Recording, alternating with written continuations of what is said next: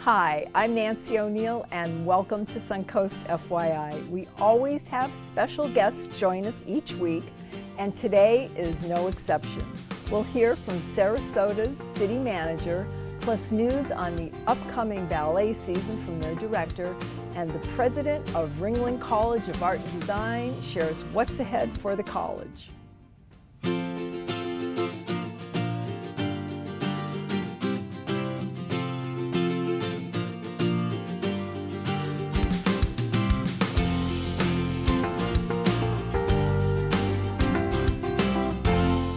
Marlon Brown is the new city manager for the city of Sarasota, and he is with us today to provide an update on important city issues. As I said to you earlier, it's really a pleasure to meet you. Thank you very much. And not an easy task that you have ahead of you. So you started off as deputy city mayor in 2009, and you were appointed about 4 months ago. Correct. To city manager. Correct. What's that transition been like for you? Okay. Challenges? Challenges, of course. Yeah, definitely. So again, came to Sarasota in 2009 as the deputy city manager, and through the the ability and again gratitude for the city commission to provide me the honor of being the next city manager. I was appointed the interim back in December of 2020 and appointed as the permanent city manager in January. And so that transition actually has been somewhat seamless, and the reason being, as the deputy city manager, in the corporate world they have like a chief operating officer. It was a similar position as the deputy, so I actually handle all of the day-to-day responsibilities of the city, making sure that when individuals turned on their tap, they got the water. When they flushed the toilet, it went the right place. When they called 911, we responded. So I basically had to ensure that those day-to-day activities ran without any issues or challenges. And so the transition of moving from the deputy to the city manager position was, again, as I mentioned, seamless. The only difference is now the 5 city commissioners, which are my supervisors, more or less to say. I have to make sure that I respond to them and their needs regularly. And so that is the only challenge or the only change in terms of the aspect of my new position from deputy to city manager. Okay, so that's the biggest difference. Correct. Between the two roles that you have. Correct. Now, again, we're all very interested in what your new initiatives and projects you have in mind for the upcoming overview of our lovely city. Yeah, and a great city it is. So obviously we have what we call a council manager form of government. The 5 commissioners basically set policy and set the direction for the future of the city, and my responsibility is to implement those policies.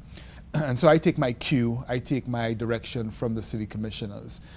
We have a number of initiatives that I feel very excited about, and being in this leadership position, having my sort of paw print on those projects. Bobby Jones being one of the major ones, making sure that obviously we get a golf course that people can use and enjoy. It's a reduction in the number of holes that were originally there from 45 to 27. A really good, exciting part of that is the nature trail and the nature park that will now form the remainder of Bobby Jones that will no longer be used for golf. And working with the Conservation Foundation of Sarasota, working with Sarasota County, working with hopefully the Southwest Florida Water Management District and some of our state and federal partners. I think that will be a gem of a park for our citizens, our residents, our visitors, and I look forward to that as being one of the exciting projects that will come to fruition pretty soon. Bay Park and the Bay Park Conservancy, taking the 53 acres that we have on our bay and turning it into a blue-green oasis. The phase 1 of that park is underway.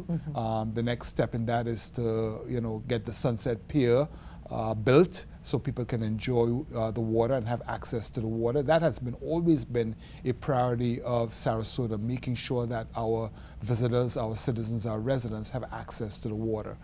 And taking that space and really creating an inviting space for everyone that they can enjoy, that they can be educated, dredging the bayou that goes through there so we have clean water that goes into the bay, so we don't have algae blooms and red tide. So there's a lot happening on that 53 acres that in the next 10 to 15 years, people will be so overwhelmed by the beauty, taking all of that asphalt, taking all that concrete and turning it into green space. I know we're all very, very happy to hear this, and we know things don't happen overnight. So as with this past year, we all have to be patient, and it will come. We see, we hear from you that these plans are underway and these projects keep moving forward. And that's what we need to know. Our residents need to do that and feel good about it. And I think that's a good point. Patience, because sometimes we are so eager, and when people see things approved, they said, well, that got approved 100 years ago. Why is it still in process? Why nothing has been done yet? But it takes a while. It takes a while. The funding has to be in place, and the planning to make sure that we do it right has to already also be in place. But again, these are two very exciting projects. Excellent. And I look forward to 10, 15 years from now when people can look back and say, wow, our previous commission, our previous elected leaders made a very good decision in terms of these projects. We only have a couple minutes left. Quickly on the traffic and the congestion, the mobility. I know that's not a quick answer. I know. But there's not a day that goes by that people will call us and say, what's happening with traffic, whether it's on the Ringling Bridge, whether it's on 41, 301. We have been really trying to see how best we can provide a lot of alternatives for those who live here, visit here, who work here. We completed what we call our Sarasota in Motion master plan. We took a look at a different number of alternatives: water taxis, bike share, electric bikes, scooters. The City Commission just recently approved a downtown Toledo trolley, open-air trolley, that will be free to anyone who wants to use it. And the good thing about a lot of those things, they are more centered around Ringling Bridge, the downtown area. So my hope is that when these things do become a reality, that people use them and people take advantage of them so it can help reduce some of the traffic on the roadways. Okay. Final question. Biggest challenge facing the city right now? The biggest challenge facing the city is really getting people out of this whole COVID pandemic situation, making sure that our businesses get back on their feet, making sure that people can enjoy each other's company and the outdoors.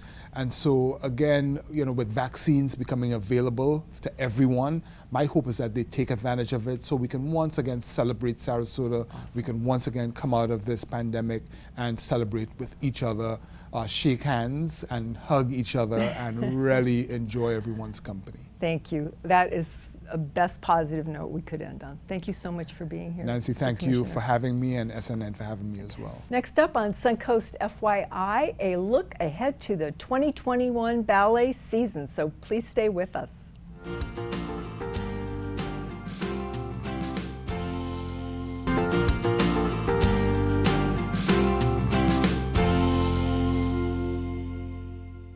Joining us now is the director of the Sarasota Ballet, Ian Webb, and he's here to tell us what we have to look forward to with the ballet's upcoming 2021 season. That's so exciting to say. It is. It's been a long year. We all know that.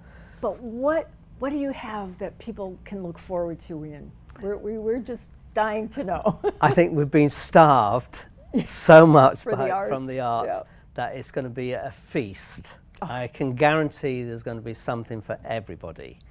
So it's sort of like, the whole we'll do 6 different programs, plus we always bring down and present a company, and we're bringing down from New York the Mark Morris dance group.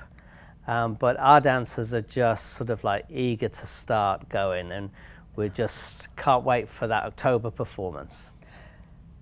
So I was fortunate enough to attend your amazing 30th anniversary celebration and had the pleasure of watching the dancers, and they were just spectacular.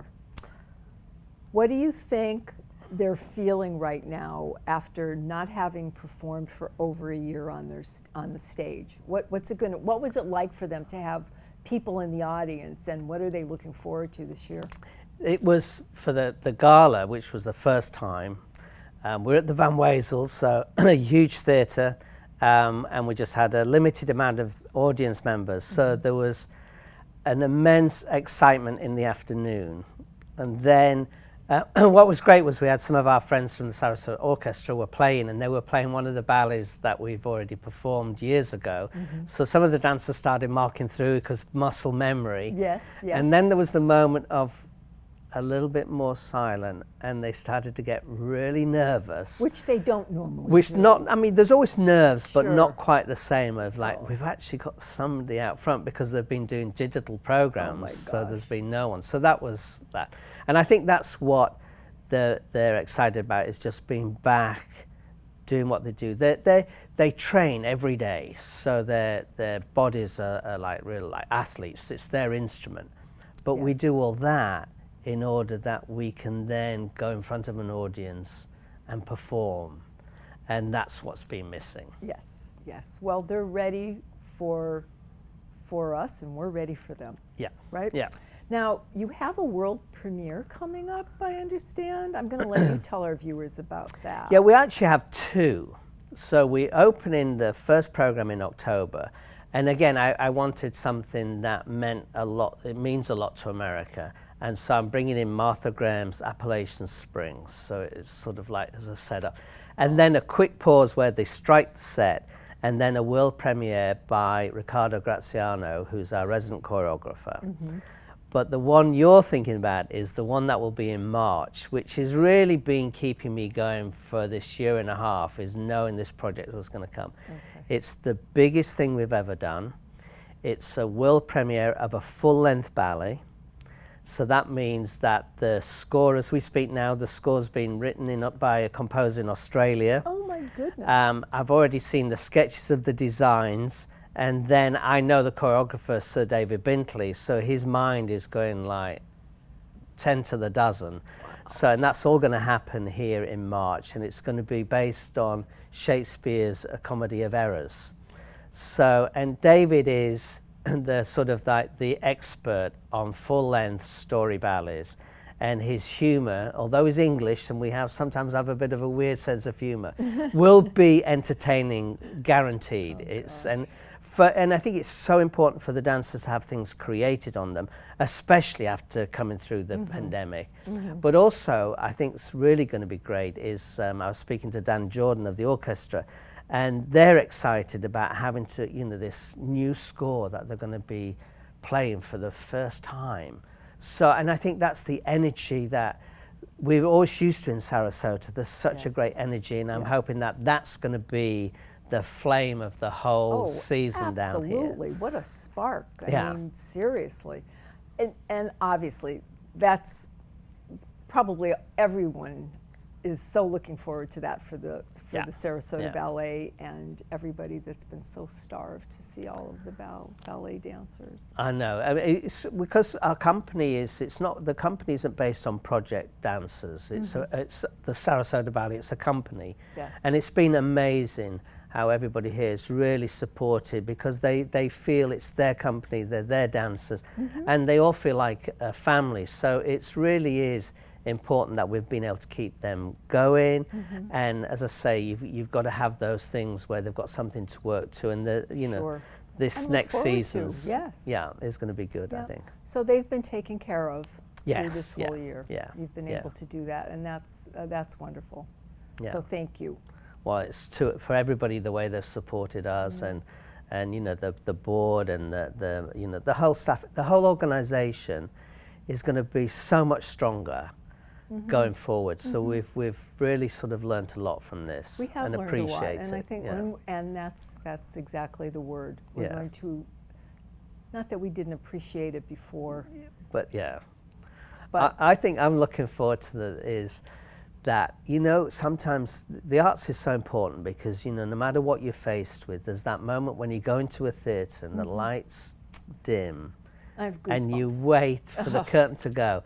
I can't wait for the first night because there's going to be the excitement behind the curtain and the audience. So when the lights go down, the curtain goes up, it's just going to be a spark between the two energies. And that's I think, going to be really the setting us up for a great season. Well, this has to be the one ballet program that you really wanted to share with us today.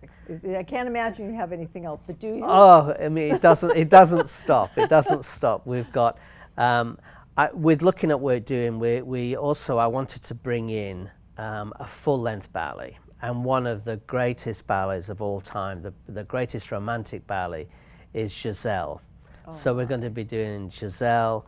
So you're going to see at the Van Wezel in December, the full Sarasota Ballet Company, all the dancers, the full orchestra, and to see this just stunningly beautiful production of Giselle is again something that we've all been waiting for, and I just wanted that sort of like that beauty to take on board with everybody. Now, can our viewers go online at this particular time and get their tickets for the season? So at the moment we're doing the subscriptions, and then there'll be the 4-packet series and then single tickets. But all the information's out there on the website, and you can see the varied. I mean, there are so many.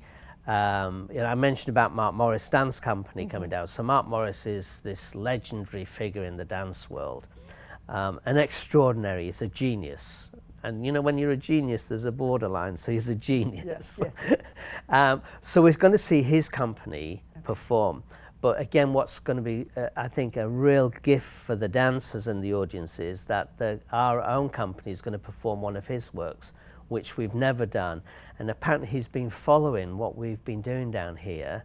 And when we've performed in New York, he's always been in the audience. Very impressed. So he said we could do one of his pieces. So everything's exciting at the moment. It is. Everything's exciting. Finally. Thank you so much for being here. It's always a pleasure. Well, thank you too. Thank you. Up next, the changes taking place at Ringling College of Art and Design.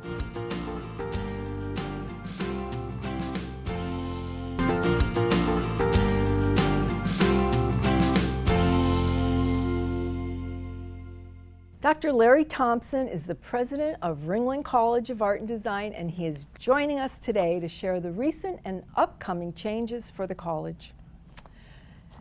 Thank you so much for being here, Dr. T. Well, thank you. Thank you so much, Nancy. It's a pleasure to be here. It really is. Thank you.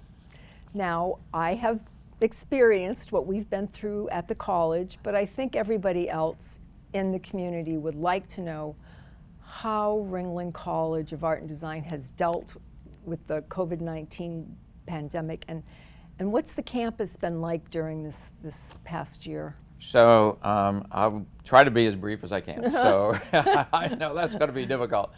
So it has been quite the year. I am so glad the academic year is almost over with. Next week is our commencement.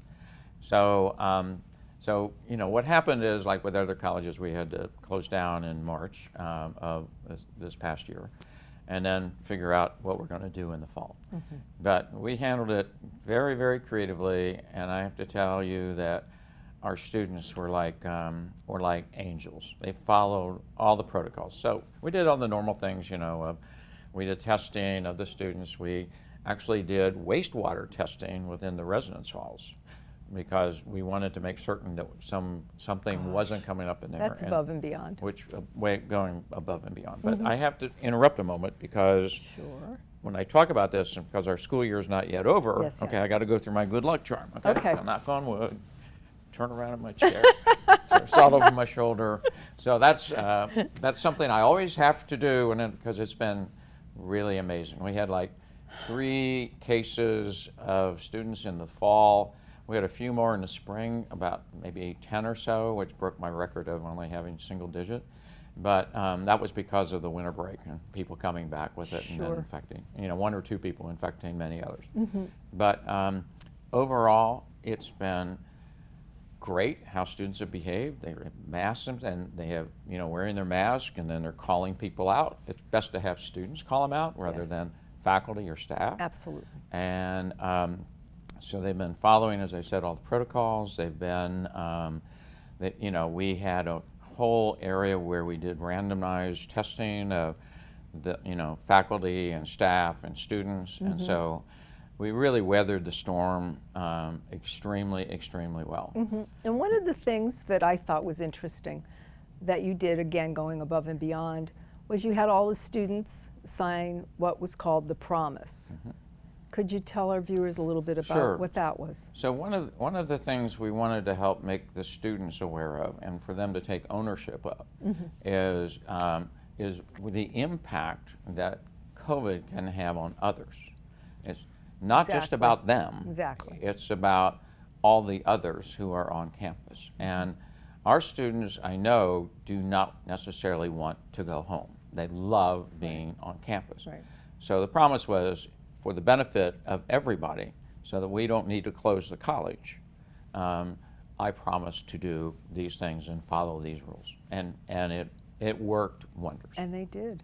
They did. They were really, really amazing. As I was telling you earlier, I could see them from my perspective at the gallery, walking by on campus, outside, with friends, with their masks on. All the time. All the time. Within the classrooms, within the labs, everything. And I have to really, really, give a big shout out to the staff at the college, because they did exactly the same thing, and they followed what was necessary, and it made it possible for us to be able to continue our classes for the most part, most students on campus. Sure, and we did. We had quite a few, relatively speaking, more on campus than off. Yes, we had 1,000 of our 1,600 students that were taking classes on campus, and about 800 were in our residence halls. So the residence halls was the toughest thing to try to maneuver and manage, but we did. Again, we all right. Moving forward, the upcoming year. What are this coming fall, oh my God, I can't wait for this fall. I can't wait for this fall. So, assuming everything is the way we're looking at it being, we will have all the students back on campus in the residence halls, and we'll be having in-person classes, etc. Now there are a couple of exceptions, which I'll explain in a moment. But the reality is we want to make it as normal as possible. Now we may have to have some other precautions still, like masking in part and distancing, etc. But the exception to that is actually we have some problems with our international students, and about 20% of our population now is international. So, like for example, China. In China, the embassies aren't open, so students can't get visas. So they can't be here in person, even though they're admitted to come to college here. So we may do remote classes for them as we did this year. But that's more the exception to the rule than the rule. Okay. Now, we've had a lot of changes on campus. We have a new residence hall. We've had several other buildings. What would you like to share about that? And are we building anything new this year? Great question. Well, I don't think we can go a year without some new building, right? So yeah, we've had 2 brand new residence halls, a whole film studio complex, and on in the last few years.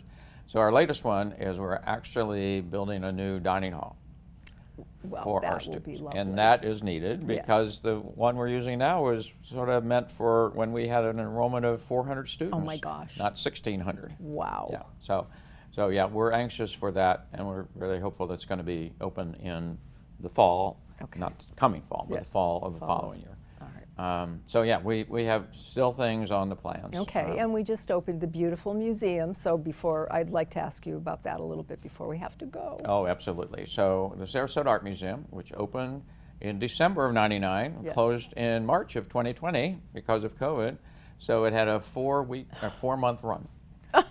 And then we opened it back up in October, but it's now back open. And we've had some great shows, and we have some really outstanding shows that are going to be coming in toward the latter part of this month. So watch for that. Okay, and that will all be on the Ringling College of Art and Design.edu? It will be on Ringling College of Art and Design or Sarasota Art Museum .com. Okay. Do the guests have to make reservations? No, they don't need to make reservations. They can come in and, you know, it's basically there's an admission fee. They can become a member, yes, right, and then come back frequently. There you go. And then I have to say, we have a bistro open now, and it is outstanding. But it's only open for like lunch. Yes. But it is outstanding. Well, I'm going there soon, so I can't wait. I'm looking forward to it. Exactly. One final thing before we go. I wanted to show our viewers this amazing magazine of which you are the publisher of. It's called Context. Yes. They can email you directly if they would like to receive a copy, or they can look at this online. Yes.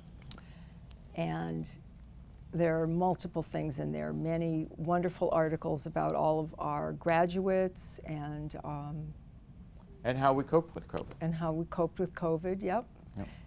But some of the accolades that Ringling has received over the years. #1 animation school in the world, right, as said by Animation Creative Review, okay?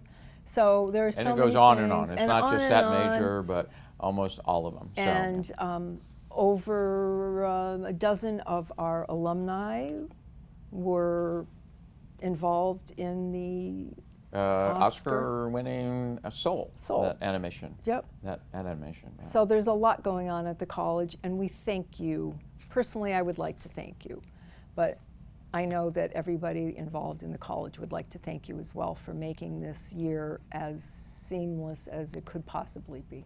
Well, thank you very much. It's been one of the toughest years in my professional career, but I'm so glad to see it end. I'm so glad to see it end. I know. And so encourage everybody to get out there and get vaccinated. All right. Let's yes. just get rid of this. Thank you. Yes.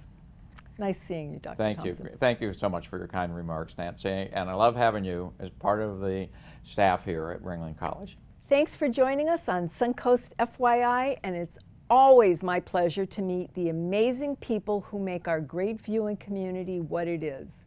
So if you would like to promote your nonprofit or community event, we would love to hear from you, and this is a complimentary service. Please call our producer, Adam Huntley, at 941-361-4645. To view previous episodes, go to snntv.com. I'm Nancy O'Neill, and we'll see you next Friday on Suncoast FYI.